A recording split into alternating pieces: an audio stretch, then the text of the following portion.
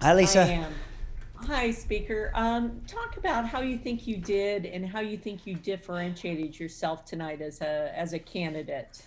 I don't know how I did. It's hard to self-evaluate a situation like that. I've never been in one quite like that, but I did. I love debates because I do think it gives us that opportunity to, especially where you might start to sound the same, really draw some distinctions between yourself and the other candidates. And so I did enjoy the opportunities where if we heard things, we could maybe clarify and maybe share where we didn't agree necessarily. So I like the format. I hope we have more of these debates. I think the public, with a big decision like this in this month of June, deserve to have more debates. And so hopefully we'll have more. But I did. I wanted to strike a tone about, and it's really just what I've been saying on the campaign trail.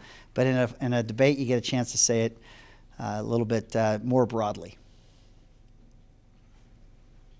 Well, how would you describe how you differentiated yourself tonight? A couple ways. I feel that the state shutdown related to COVID-19 has taken constitutionally protected liberties away from us.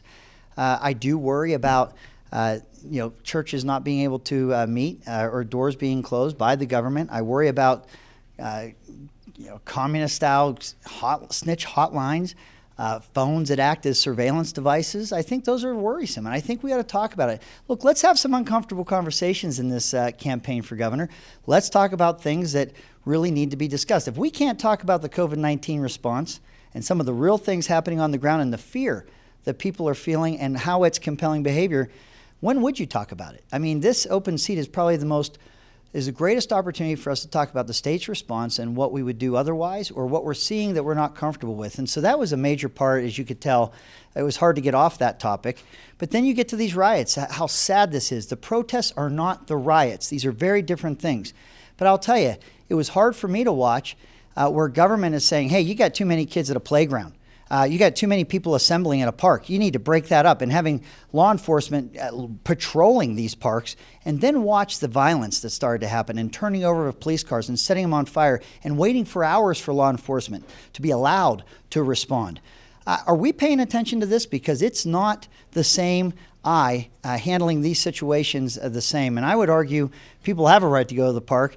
And I would argue again, people don't have a right to turn over automobiles and set them on fire. So I think we're upside down right now. And I thought we tried to flesh that out a little bit in this debate. Next question. Mr. Speaker, you noted in the debate that there's a lot of people who are registering as Republicans and you're saying specifically vote against you. How much of a challenge do you see that, especially with these last critical weeks before the June 30th primary, if that's happening? Look, here's the thing. It's not even an if. I think it's kind of rude to say vote for anyone but Hughes, but this is what the Democrats are saying. I mean, I've listened to the public radio story that interviews a Democrat that says that she's going to vote in the gubernatorial race against Greg Hughes. We have Jim DeBacchus, who was the chair of Utah's Democrat Party, who one of the most liberal state senators we've had, who's a registered Republican today, and told people on his social media feed, if we don't defeat Greg Hughes, we're going to wake up and have Governor Hughes just like we have President Trump.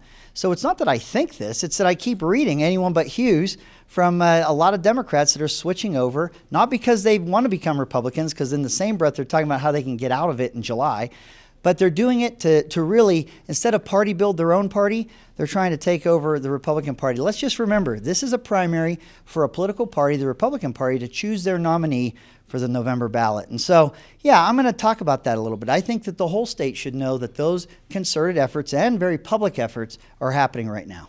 Should the primary be open then instead, so that the whole state can have a say? We haven't had a Democratic governor since '85, and if those people want to have a say, they feel like maybe voting in the Republican primary is the only way to do it. So I'm of the opinion that you ought to have more than one political party in a state. I think that having registered members of a political party, be it the Republican Party, the Democrat Party, the United Party of Utah, whatever that party might be, party building is part of our history, our heritage as a state, or as a country. To have open primaries, or to say, let's just be practical enough, forget about other political parties and just all crowd into one party, I don't think that's healthy. I don't think this should be solely a one-party state. Let's have the battle of ideas. Democrats switching over to become Republicans, not because they subscribe to the Republican Party platform. It might sound pragmatic, but you're not party building. And I think that opportunity for Utahns to really have that battle of ideas and decide what candidates they want, articulating different opinions or positions, ought to happen in the November election, not in a respective political party's primary. You said during the debate that initially you were supportive of people staying inside and shutting down. Obviously, that's not what you think anymore. When did your opinion change and why? No, and it hasn't actually changed. I thought there was a time where you had to know whether you were healthy or not, or whether you had symptoms that you weren't aware of. So I think that was important to know whether you were carrying this virus unbeknownst to you. Because what I was told back in March was, this whole state cannot get this virus inside of 2 weeks. We'll overwhelm all of our healthcare delivery and infrastructure. Well, here we sit in June.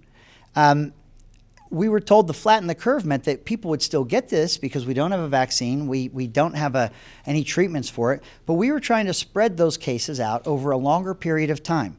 Well, we got fast forward to June, and I believe we've flattened the curve, but we still have businesses that are unable to open. We have learned more about this virus at the same time and what vulnerable populations this particularly hits. And the worst part of what I'm seeing right now is, with what we see and what we've learned about this, we have empty hospitals. There is nobody that's going to tell me that this state right now has a responsible public health strategy if you have empty hospitals where radiation treatments were happening, or chemotherapy, or mammograms, or colonoscopies, which are preventative care. Even emergency rooms, their visits have gone down 40%. There's nothing healthy about what's happening when you see an abandoned or a near empty hospital. And so I think what we started here, trying to figure out who had this virus and spreading out when cases would be, when you would have this, or if you would catch it, somebody moved the goalposts on us. We changed the definitions. We said, oh, you have to have less cases. You have to, and I'm going to tell you, the longer we don't have this economy running, we don't have taxes being collected, and people expect these children to go back to school. They have to go back. If you think that every child has internet access when their school ended in March, it's not the case. Children's education ended in March prematurely. There's nothing responsible or safe about that. So I think that the original need to go into this self-quarantine was responsible, but we should have been looking at how we were getting back to work and back to school as fast as possible with what we learned. We've seen a big spike in the last 4 days in terms of case increases. Do you still think that we should open up the economy fully?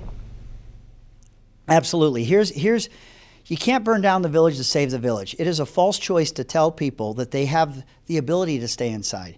Bills come due every 30 days for a household, for a business.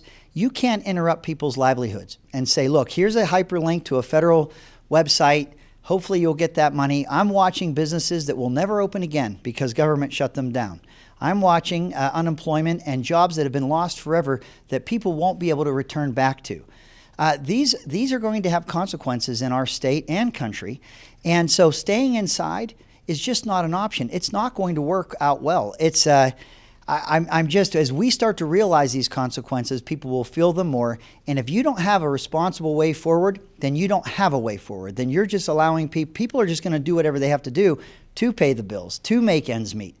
And then you'll have a state government watching from the outside, looking in, wondering what should we do now? So this plan has to be one that understands the reality of life in a free market, that people have to get back to work. And here's the sad part.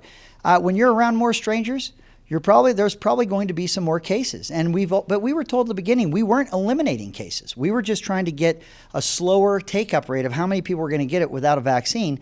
That was always the goal, at least at first. I think we're fooling ourselves if we think that we can contain or see this virus go away anytime soon. So we have to take smart precautions. We have to understand which populations are most vulnerable, and then act accordingly. And again, these need to be promoted.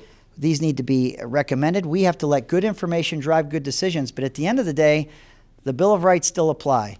Our right to choose and our liberties to be Americans and do what we need to do to move forward in life, you can't take that away from us.